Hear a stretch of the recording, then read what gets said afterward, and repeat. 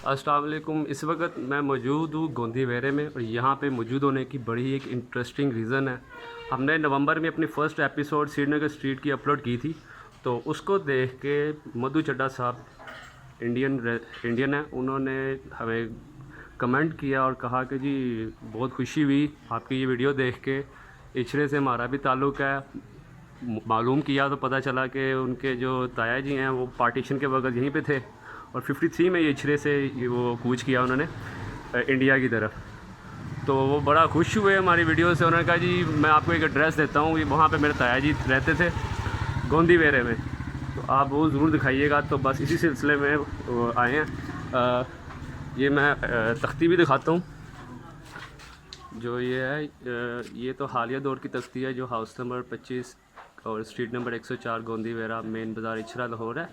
और जो ये हवेली है, इसकी जो तख्ती लगी हुई है ना, उसके ऊपर लिखा हुआ है 1929। ये यहाँ पे करके राम नवास 1929, ये उनकी बिल्डिंग है। तो मैं तलाश करते हुए आया, तो जिस शख्स से आके मैं मिला तो उसने बड़ी असिस्ट किया, मुझे हेल्प की।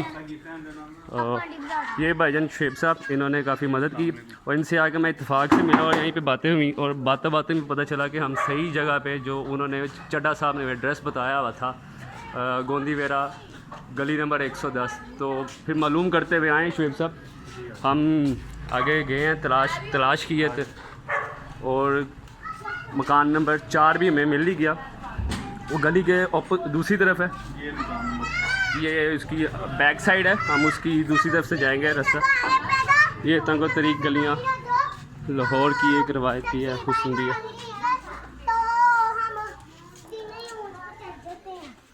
ये देखिए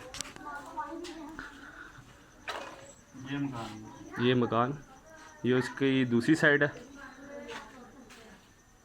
ये सामने वाला जो है ये मकान नंबर कुछ और है, लेकिन इसकी जो साख्त है वो पुराने ज़माने वाली है। ये घर ये देखें, ईंटों की साख्त और ये खिड़कियाँ। वक्त के साथ साथ तब्दीली भी आई है और हर जगह कुछ ना कुछ बना है। ये दरीचे देखें। तो ये आज की एक मुख्तसर सी वीडियो जो चड्ढा साहब की फरमाइश पे बनी है। जी आप बताएं। अच्छा, ये ना पार्टीशन से पहले की पिक्चर है, तो ये मैं चाह रहा हूँ इसको भी आप ज़रा वीडियो में ऐड करें। ये पार्टीशन से पहले की वीडियो है, पिक्चर है। जहांगीर परवेज़ साहब लिखा हुआ है इसकी बैक साइड पे। हो सकता है इसमें बहुत से कुछ लोगों को हेल्प हो सके।